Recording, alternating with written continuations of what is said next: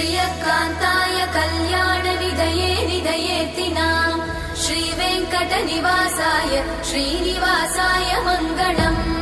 लक्ष्मी सविभ्रमालोकसुभ्रूविभ्रमचक्षुषे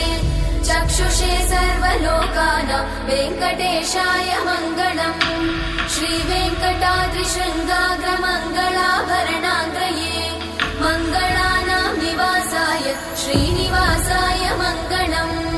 सर्वावयव सौन्दर्य सम्पदा सर्वचेतसां सदा सम्मोहनायास्तु वेङ्कटेशाय मङ्गलम्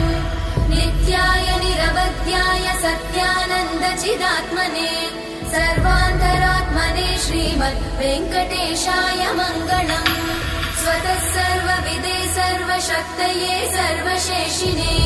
सुलभाय सुशीलाय वेङ्कटेशाय मङ्गलम्।